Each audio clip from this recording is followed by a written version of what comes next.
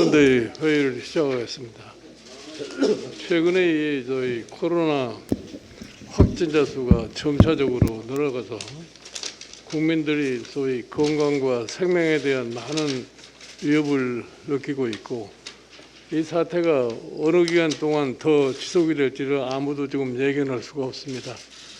지금 상태로 봐서는 대통령 선거를 지나서까지 이 코로나가 진행될 거라고 생각을 하는데, 지금 우리 정치권의 생태를 볼 것 같으면은 이와 같이 엄중한 사태임에도 불구하고, 그리고 경제 여건도 이 코로나 사태로 인해 가지고서 매우 지금 불투명한 상황을 보여주고 있습니다. 그동안에 별로 관심을 갖지 않았던 인플레가 다시 전 세계적으로 지금 다시 시작되는 그러한 양상이 있고, 이러한 과정 속에서 내년도 우리나라의 경제 전망을 예측하기도 매우 어렵습니다.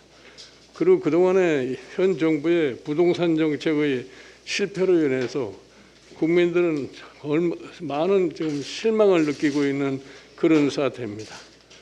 지금 이번 대통령 선거를 계기로 해서 다음에 집권을 하게 될 대통령 후보들의 내년도의 일이 굉장히 막중한데도 불구하고 지금 정치권에서 진행되는 양상을 볼 것 같으면 지금 네거티브 전쟁을 하고 있지 않나 이렇게 생각합니다. 과연 국민들이 정치권을 뭐라고 생각을 하겠습니까? 저는 오늘 이 자리에서 이 정치권에 분명하게 좀 당부를 드리고 있습니다.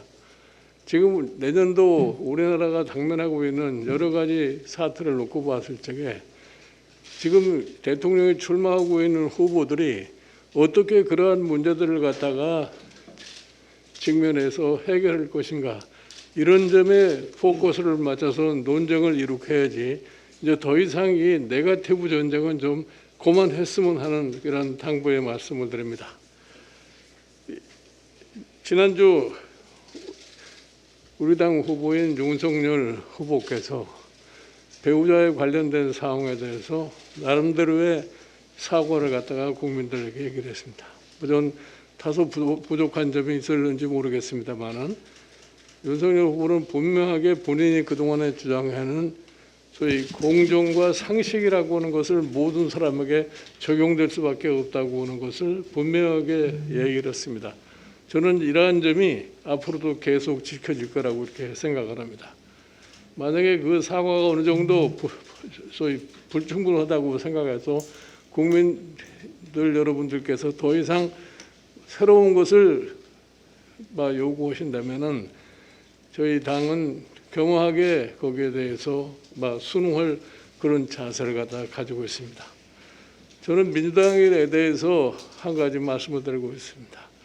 그동안에 현 정부가 얼마나 무엇을 잘못하고 무엇이 그렇게 내놓을 게 없어서 집권 여당의 후보를 가지고 있는 정당이 계속해서 네거티브만 가지고서 선거를 갖다 하겠다고 하는 것이 상식에 맞는지는 묻고 싶습니다.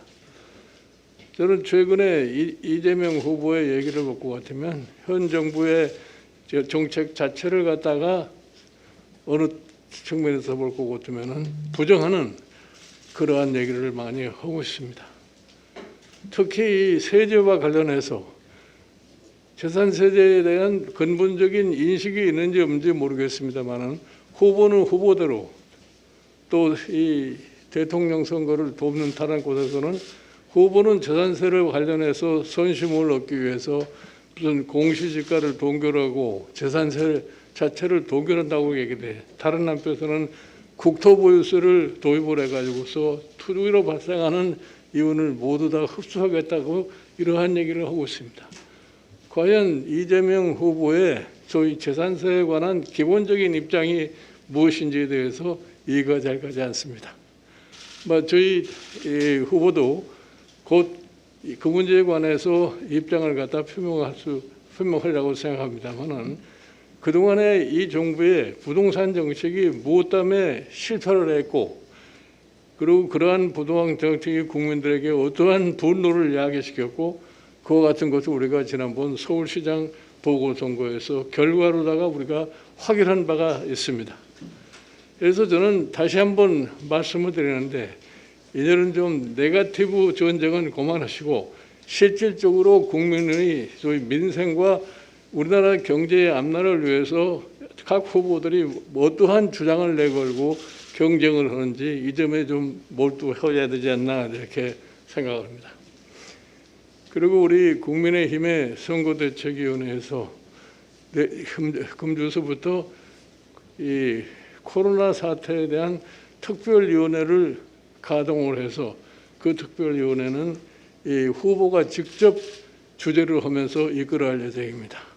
이 특별위원회 설치의 목적은 우리가 이 지금 코로나 사태의 진정하는 과정을 갖다가 계속해서 추적하면서 집권 시에 중단 없이 코로나 사태에 대한 대처할 수 있는 방안을 마련하고 거기서 발생한 재반 경제 문제, 특히 소상공인 자영업자들에 대한 코로나로 인한 소위 경제 황폐된 상황을 갖다가 어떻게 하면은 코로나 사태 이전의 상황으로 회복시킬 수 있을까 이런 등등의 문제를 갖다가 다루어 나갈 그런 계획이 있습니다.